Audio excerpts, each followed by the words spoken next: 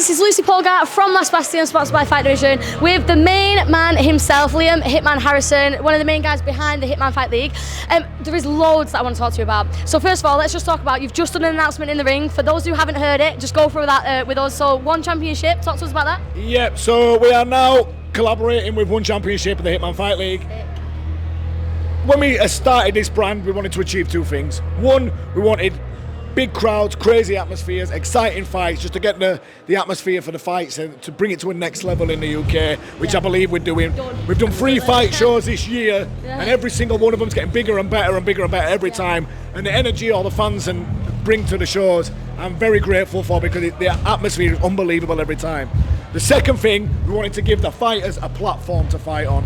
We wanted them to make it worth something to them. We wanted to give them chances, opportunities, give them the stage that they deserve, because the level in the UK is very, very high. So we have collaborated with one championship. We've been in talks with Chatry and the team over there. We are now, every show we do on, we are official partners. Every show we do now, sorry, I'm sweating my head off like a fucking, it's scandalous. Hard work, hard work, guys. Every show we do now, we're going to have 2 4-man tournaments or 2 4-lady tournaments, either way. This is male and female. The winners will get a good prize fund off us. They will also get flown straight to Thailand with them and their coach. They will get a good wage off one championship, and they will fight on the one Friday cards. So obviously, there's been things like the road to one and stuff all over the world. That takes months and months and months, and you only get one fighter a year going. We're going to have 2 fighters on every show, getting flown out to Bangkok to fight on those cards. And now, obviously, you see what's happening on those cards now. There's so many contracts getting given to the guys. Nico Carrillo only needed 2 fights on that one Friday card before he got a contract. So you fly out there with your coach, you win once by knockout, you win twice by knockout, your third time you might be getting a contract for the big shows. So yeah, we're giving, sorry, it's bad, it's real bad. Yeah, so there's big opportunities coming here for the UK fighters, and it's open all around Europe as well. It don't have to be just from the UK. We've got registration forms. I think we've got one of the tournaments full already on the thing. I'm not going to give it away or anything, but it's pretty full. And I think it'll be a fucking absolute barnstormer, to be fair. So yeah, we've got the whole thing, it'll be absolutely ridiculous. So yeah, I'm excited. It's exciting times. The show is going itself now. We collab with one. It's going to the next level again. And we're only just getting started, so I'm excited. Like, literally. So one thing you've just said there is like you don't want to give too much away. You have done so well at not giving that away, because last time you had a few announcements as well, like with the betting and stuff, and you were really giddy and you wanted to tell us. So how long has this been in the making? Because you've done so well to keep it quiet. We've been in talks for a couple of weeks with it now, and we got it finally. We got it over the line just a couple of days ago. Everything got signed off by one championship and Chatry and the team. Obviously, I'm a one championship fighter, got a good relationship with those guys, so it was pretty easy to work with, really. I appreciate the faith that they've had in the Hitman Fight League show to be able to give us this responsibility of sending fighters out to them. So yeah, it is exciting. Do you know what though? The proof is in the pudding, because like you said, this is the 3rd Hitman Fight League now, and literally every single one is getting big. I told you, I said in April how big this was going to be. 100%. And the first fight, the show was pretty small, and I said, listen, give us a year. Give us a year. We needed 6 months to look at us. Literally, it's the 3rd one now. So obviously, as soon as we walked in, like even on the undercards, like as soon as we walked in, the energy, it's absolutely fully packed. It's a shame you can't see on camera here, but now, like literally, there isn't a spot, especially for the standing. Like everyone is absolutely packed out. The energy is insane. One thing I did notice is last time you had the ring walk sort of through the middle. This time it's down the side. So the crowd is just like, the energy is so sick. Like I say, you can't really see on camera, but there'll be loads of footage. How did this come about? So this is a crossover as well with CFS, so like how did that come about? If anyone remembers any of the early posts when we started this brand, we don't want to compete with anyone. We're not trying to there's so many promoters out there who are sly little rats who could do loads of little snidey stuff, trying to ruin other promoters, trying to ruin shows. What's the fucking point in that shit, you know what I mean? It sickens me, all that.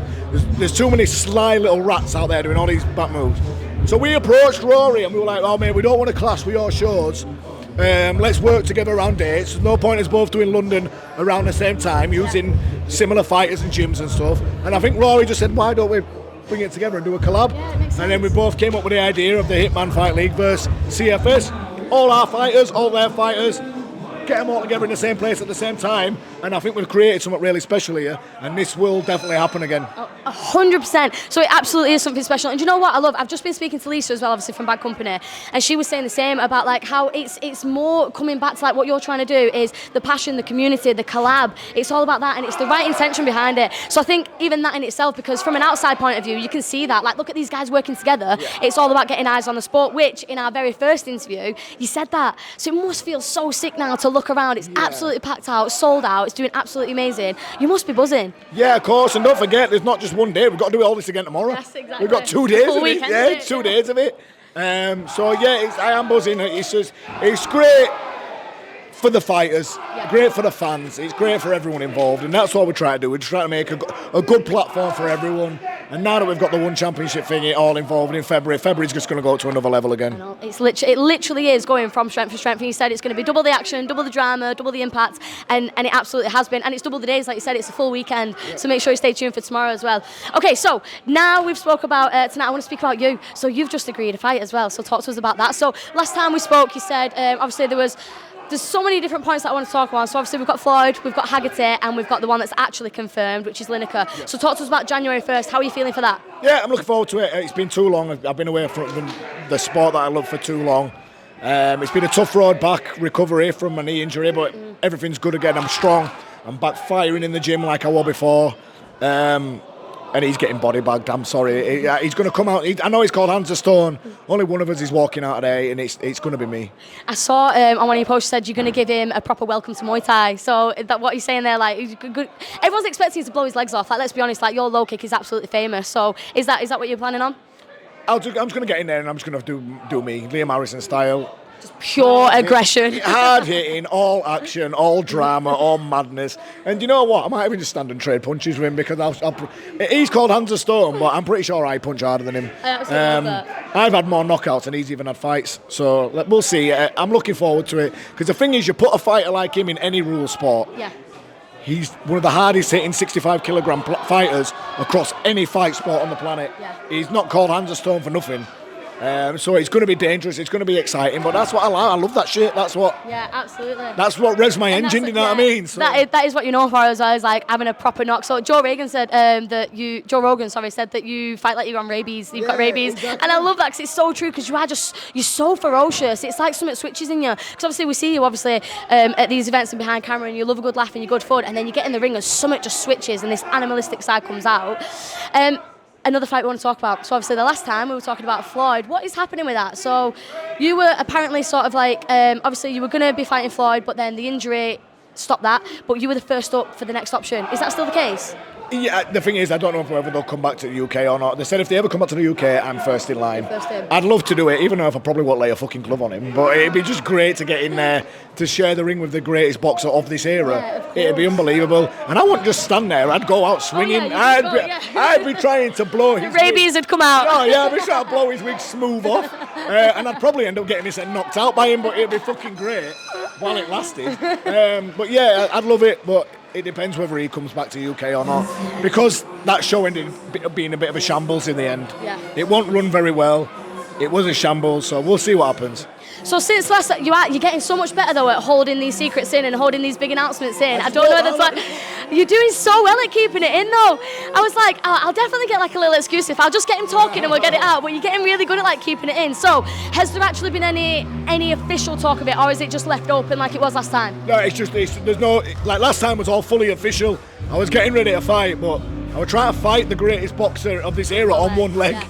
And yeah, so I just couldn't do it. I'd have got humiliated if I'd have done it then. But there's been no other talk of it. They just said, listen, if we come back, you're next in line. That's it. I know he's fighting in Vegas in January, I think.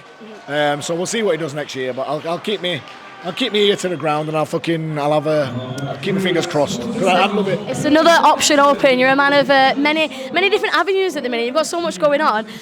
One more thing that I have to talk about. Obviously, you're a busy man. I need to let you go. It's your show. But Haggerty. So we interviewed Haggerty, and he was talking obviously about there's a fight between you two coming up. Two of the biggest names in the UK scene. Obviously in London as well. That'd be so sick. What are you saying? He said inside 3 rounds. Do you know what? There's everyone wants to punch Haggerty's face in, don't he, a minute? He's got a big bullseye. He's a wanted man. Yeah. And the thing is, there's so much going on. He's now got that kickboxing belt. Yeah. There's talk of him fighting Tawanchai. I have no idea what's going to happen with it. All I'm concentrating on, I'm coming back, I'm going to flatten Lineker, and then we'll see where we go from there, and then we'll see what happens. At this stage of my career, I don't give a fuck whether I fight him or not, to be honest. I've done everything that I wanted to do in my career and more. I just want to enjoy this last run that I've got going. Absolutely. And we'll see what happens. There's lots of exciting fights for me in this division, whether Haggerty happens or not. SEKSAN for a start, I want to fight him. I have fought every legend of this era, Very true. other than him. He's the only one missing. I've fought all of them. I've beat some of them, I've lost to some of them, but I've been in there with all of them. No one in this country has a resume like me. No one comes even near it. I want to finish with other legends on it, and he's the only one missing. So yeah, I'd love to fight SEKSAN, and I don't say that out of disrespect. I say it out of love and admiration because he's one of my heroes. He always has been, he always will be. And I think if you put me and him in the ring together, we could create something very special for the fans. For the fans.